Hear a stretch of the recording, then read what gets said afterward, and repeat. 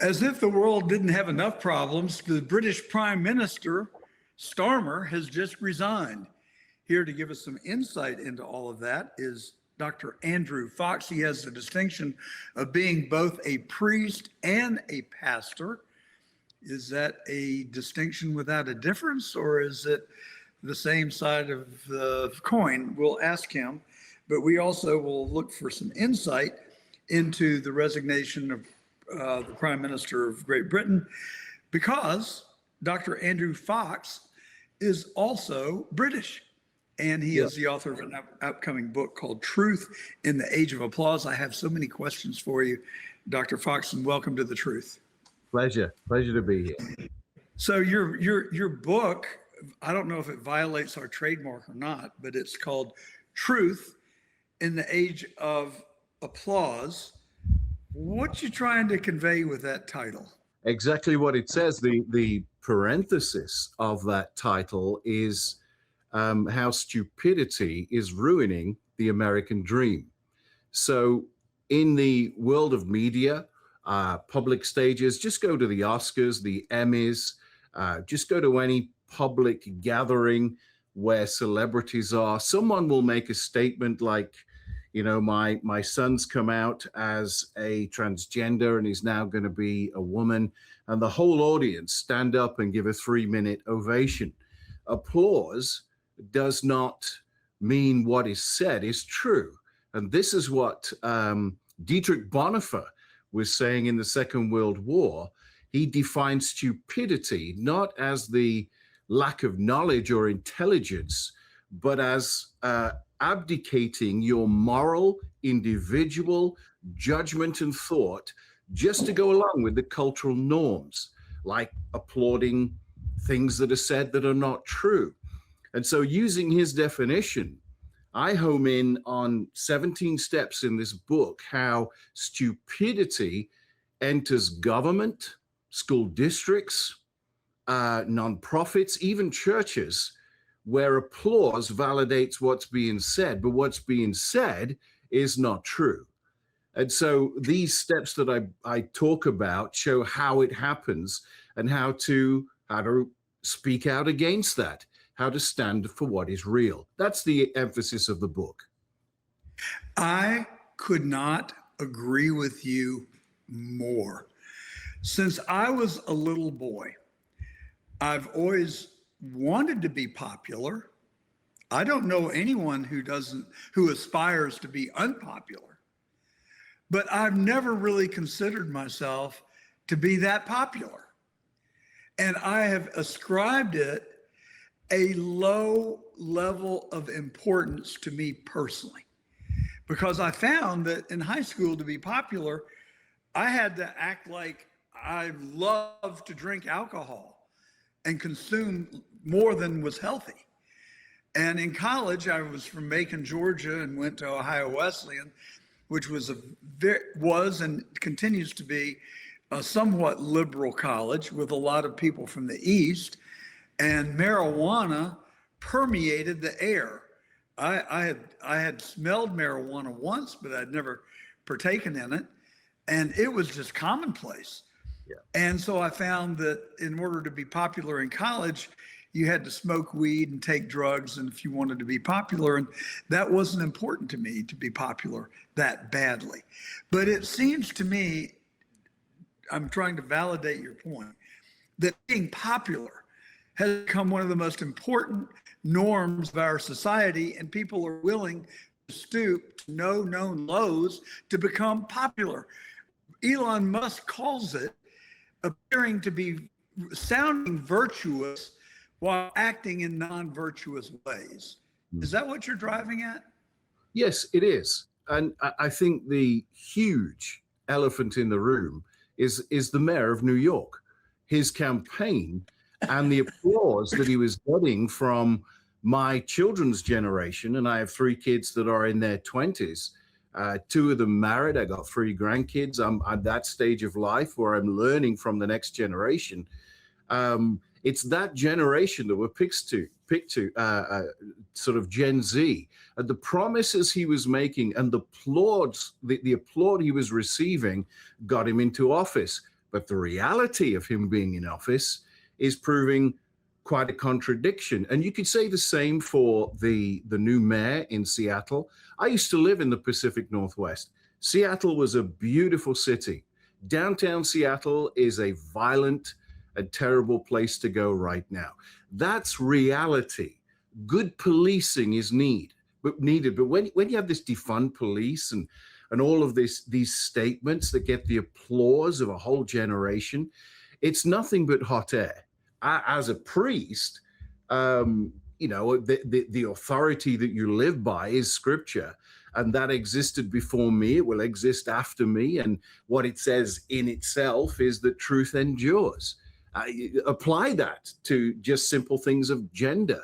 There's a male and there is a female. Now, I understand there are men that are attracted to men and women that are attracted to women. I accept that. But this transgenderism, to say I am a woman when you're a man, look, an atheist physician will tell you the science defies what you're saying. It's not true. And so all these subjects, all these current agendas that are being jammed down our throat, they do not deserve applause. And if they get them, it doesn't validate the truth, as you say. Yeah, but that candidate for Senate in Texas has told us that there are actually 6 genders. So how do we know that you're right and he's wrong? Well, you can either look at I'm being, yeah, that is hyperbole, by the way, you just in look, case there's any confusion.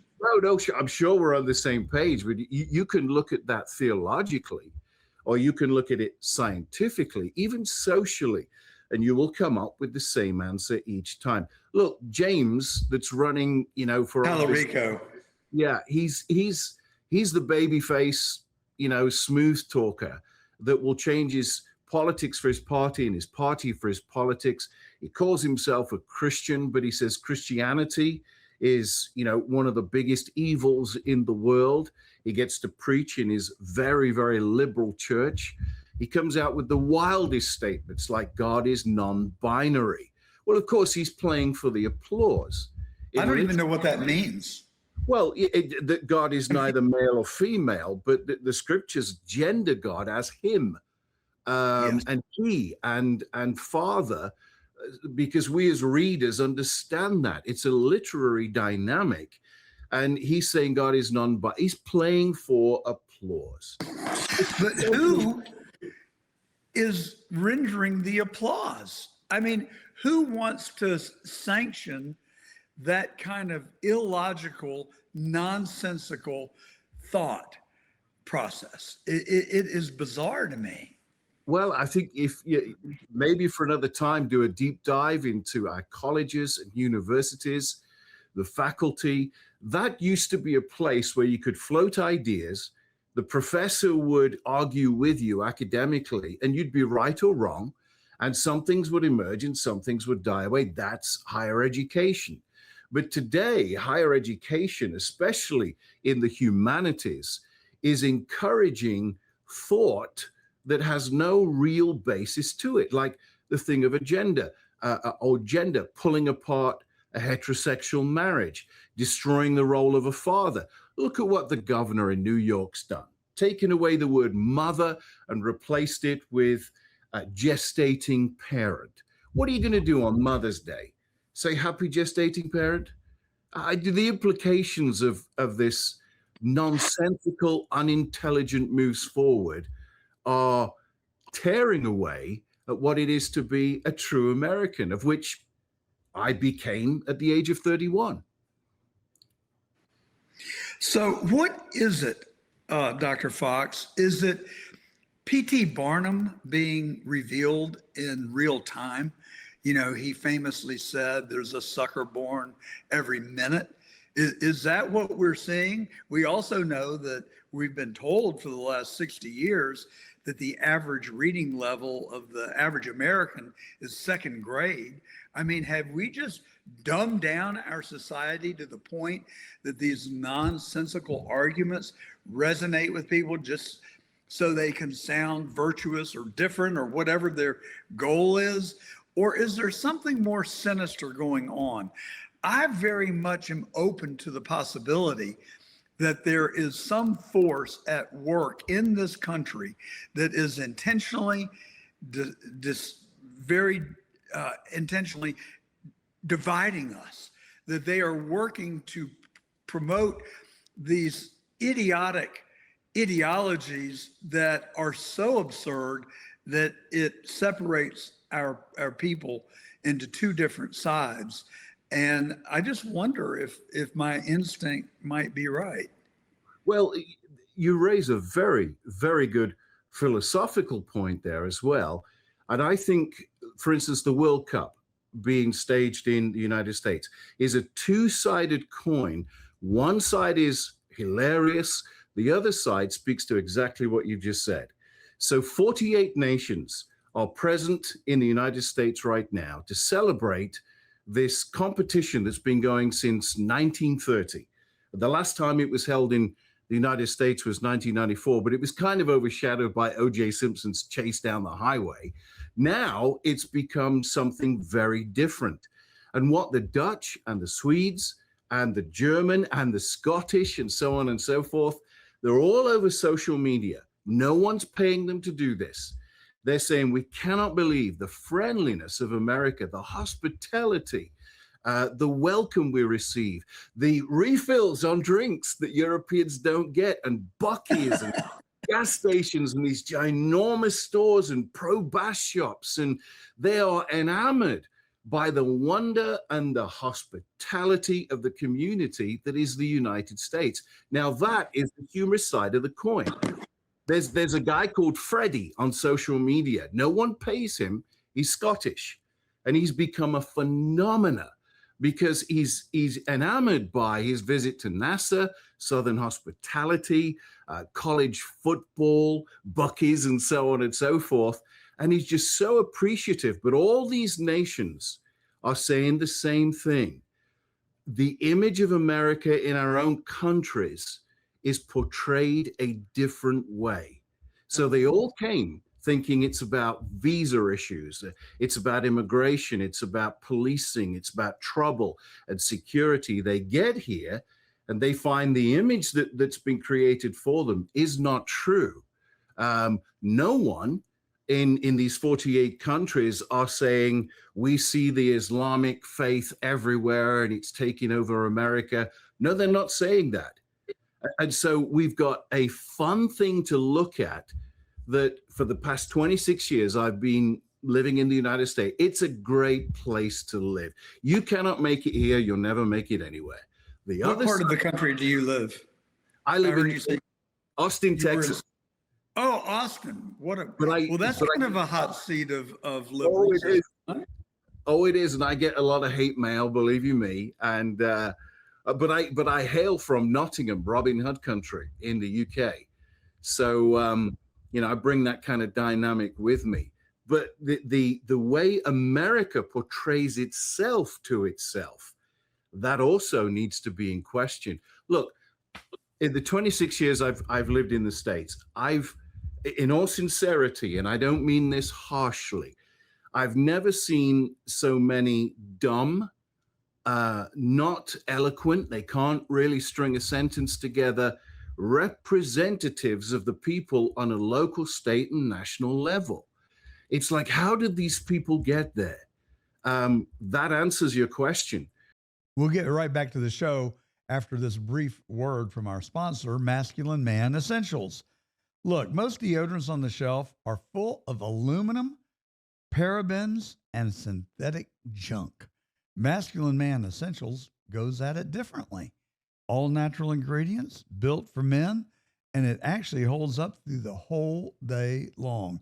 Whether you're at the office, at the gym, in traffic, or just getting home for the night, try Masculine Man Essentials. I've been using it, and I can tell you, it's the real deal. Head to masculinemanessentials.com, grab yourself a 2-pack or a 4-pack, use the promo code TRUTH at the checkout to save on your first order, and the link is in today's show notes. As you know, we don't put our name on anything that we haven't tried and believe in. So when I tell you about Nessa's Hemp, I want you to listen up.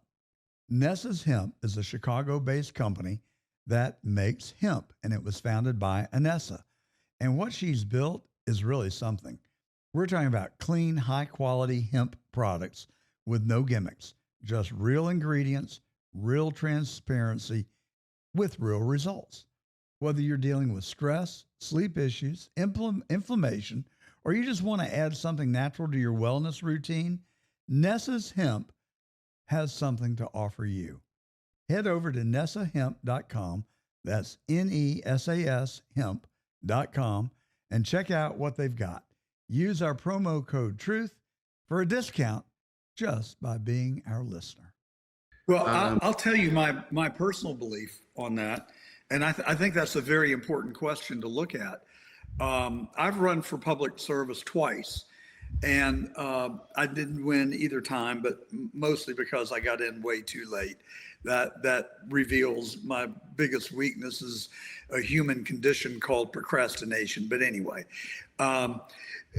people ask me, well, did you enjoy it? Did you like it? And my response was, I thrived on it. I loved it. And they said, what did you like about it?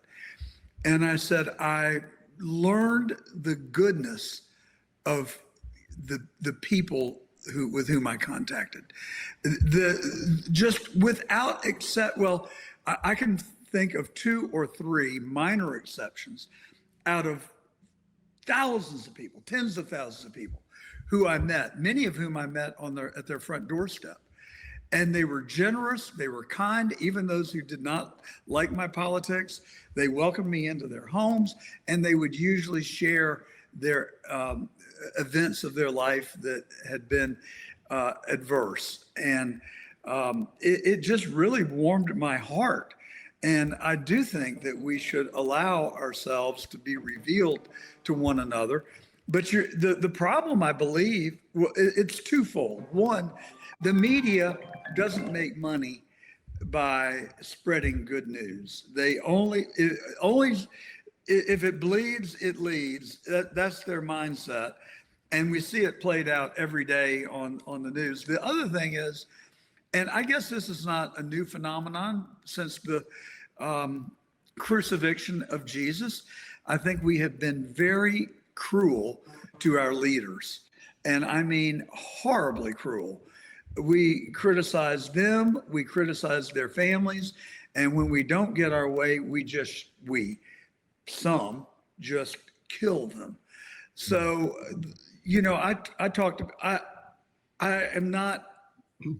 I live in a very affluent part of the country in Palm Beach, Florida. And people ask me all the time, why do you allow yourself to be put in this position?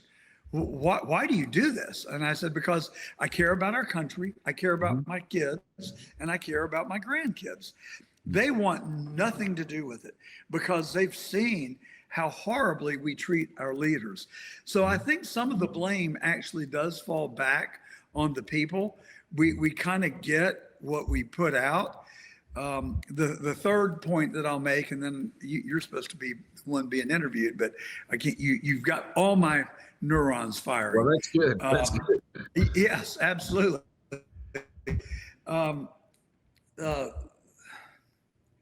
Well, I lost my train of thought.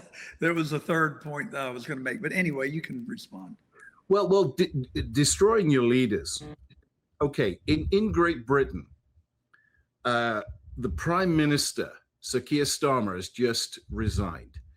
Yes. I think there's valid reasons why he should have resigned personally, but in the bigger scheme of things, Great Britain has had 7 prime ministers in 10 years. That weakens the nation. So something is amiss there. Either the people refuse to be led, the people cannot be led, or it's like you say, we elect someone into power, and he won by quite a landslide. We elect someone into power, and then we quickly take it from them and destroy them. Well, that's a phenomena that I see over here. The people have elected our current president of the United States. I really like Donald Trump. He can be blunt. He can be extremely straightforward, but the people voted for him, and I voted for him. But the rhetoric is that this is not good for America, but America has voted him in. So what voice, what source, what origin, what base is this argument derived? I mean the Save America Act or the Save Act, for instance. I came to this country on a religious workers visa. It had limitations. I couldn't vote. I then became a green card, a permanent residence. I couldn't vote, but I had greater permissions. I then became a citizen. I have all the blessings and privileges of the amendments of the Constitution and so much more, and I can vote. When I go to vote, I've been through the process where I'm proud to bring out my driver's license to say, here's my proof of privilege of voting, and I get to vote. I don't understand why that is being attacked. I've been through the process. And if you go through it, you will honor it. You will value it. It's like your kids. If you hand everything to them, they're going to grow up real bad. But if you make them work for it, teach them consequence, then there's going to be value. And the attack against this voter ID is taking away the natural process of valuing what it is to vote in the United States. And I don't understand that argument as a foreign national that's become an American citizen. It's not the country of 26 years ago. It seems to be more and more and more fractured. And so, yes, I do believe there are forces at work to pull apart the United States. And again, the World Cup and the foreign nationals that are hilariously celebrating the United States. Wouldn't you love to see that from our own people? Wouldn't you love to see a human interest article on mainstream news that makes us all smile, that makes us all become heartwarming? Back in the days where we invented things, we landed on the moon. And I know it sounds like rhetoric. Where have these days gone that just make it a heartwarming experience for everyone? That's what I long for. That's what I love. So I have been advocating to anyone that will listen, as well as our audience on the show, for 2 or 3 years now, that exactly the point that you're making. But I think there is a real opportunity in this country right now for a politician to emerge that will say, to hell with Democrats, to hell with Republicans. On what can we agree? Can we agree that today is, well, we're recording, I usually say Saturday, but since we're the truth, we're recording this on Wednesday. Can we agree that today is Wednesday? Can we agree that it is a pretty day? Can we agree that we should not kill? Can we agree we should not steal? Can we agree that we will not try and take your neighbor's spouse? Yes. On what can we agree? I suspect that if we started making a list, it would be a very, very long list, and it would overshadow the fact that someone is white versus someone who is black versus someone who is Islamic. And just on what can we agree, and then live by that code. Of course, in my view, that should be the 10 Commandments, but you can't bring religion into the conversation. So I just say, take the biblical sound away and don't say thou shalt not kill. Just say, we're not going to kill each other, period. So that is the essence of truth without applause. We should agree on these things, and it doesn't invoke massive applause because it doesn't need it, because they're true. They've always been true, and they always will be true. So why do we have to reach for the bottom of the barrel and the sensational? In England, there are two major parties. There's the Conservative and Labour, and a new party has emerged in Nigel Farage. And he's a bit of a wild card. But he was interviewed the other day. It wasn't the BBC, but he was interviewed and asked, "Do you want to be Prime Minister?" And his answer was very refreshing. He said, "That's not my goal, but if the people want me there, I will do my best." And that was so refreshing. It wasn't listening to a talking head or someone selling himself for the applause. Now, whether he'll make a good prime minister, I really don't know. But I mean, even in our own country, Brandon Gill, a great straight talker who is extremely American. I hope he will gain a greater platform to speak for what does not need applause, but what is simply the American way. I love it. I absolutely love it. Well, I've had this notion for many, many years that if you want to find out what is going to happen in this country, you really just need to go travel around Europe. And what you see there will end up here 5 or 10 years later. The first revelation was disco.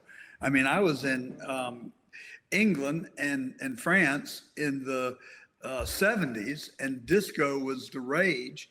And sure enough, 5 years later, discotheques were everywhere in America. Yeah. Similarly, you've seen these great migrations and the influx of foreign people into countries like France and England, mostly Muslims that have come there. And it's curious to me what the draw is, and more curious why the leadership will allow the influx of these people. And I'm just wondering if that is intentional or whether it is by accident. But it certainly tears the nations apart.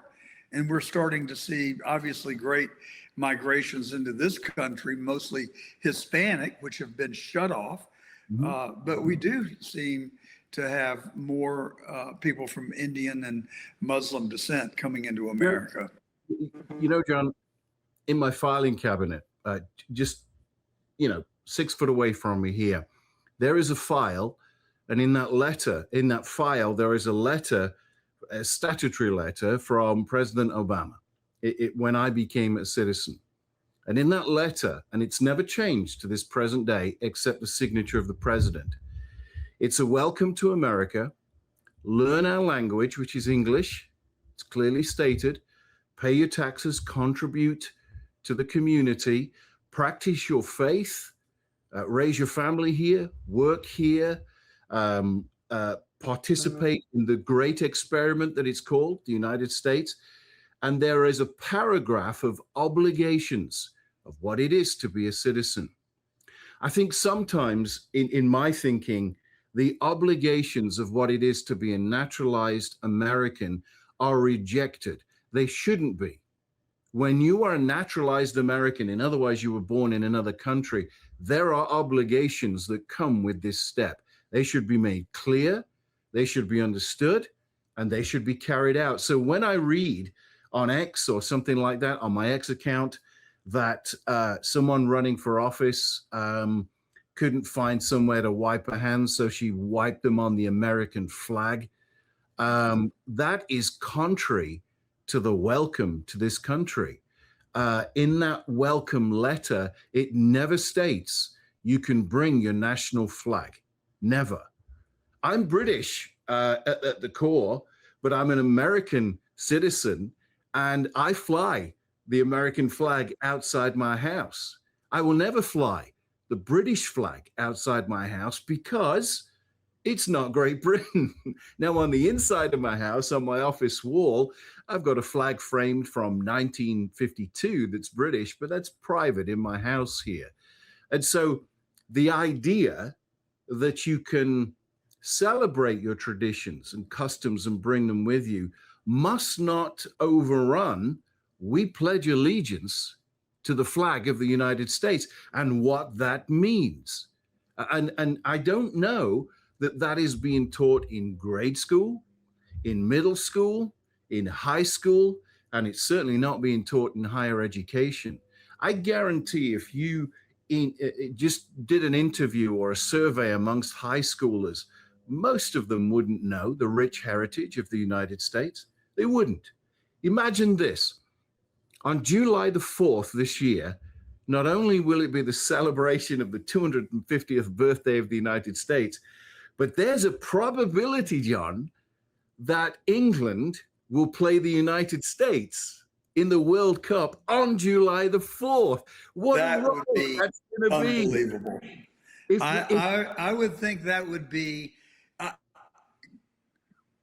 divine intervention on its face.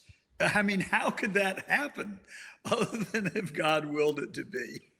But look at what will happen is if we do get to play as national teams on July the 4th, and let's say that England lose 3-1 and America goes forward or wins the World Cup, the British will not strike up violence in the streets of Boston or Miami or New York or Chicago. The British will go out for a pint with their American brothers and they'll be hurling friendly sarcasm at each other. Mm-hmm. That's needed. But in the migration of certain cultures where the religion is the culture and the culture is the religion, it's one and the same thing. There are dangers there to the freedoms and liberties that we have in the United States.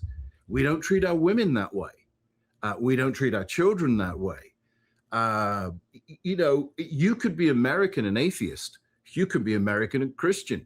You could be American and Hindu, but you cannot be a Muslim without the Islamic faith, and you cannot be the Islamic faith without being a Muslim. Those two are inseparable. And the documents you receive when you become a citizen clearly state allegiance to the flag. You have to have your hand over your heart. You have to raise your right hand. You have to pledge allegiance to the flag of the United States of America and what it represents. So I think this World Cup game, what will emerge is how we can really celebrate diversity without needing some ridiculous diversity, inclusion, equality officer telling us how to think and what words to use. We know if America play England, they'll all be at the bar buying each other drinks. And there'll be sarcasm over the 13 colonies. There'll be jokes about King George, and no one will be offended, but everyone will have a good time. We need to recover this. Well, I will certainly drink to that, and I'll also celebrate whoever is victorious. But you make great points, and I've thoroughly enjoyed our conversation today. Dr. Andrew Fox, author of Truth in the Age of Applause, and he is both a priest and a pastor. It has been my pleasure and our listeners to have you on The Truth today. Thank you, and I hope you'll come back. Thank you.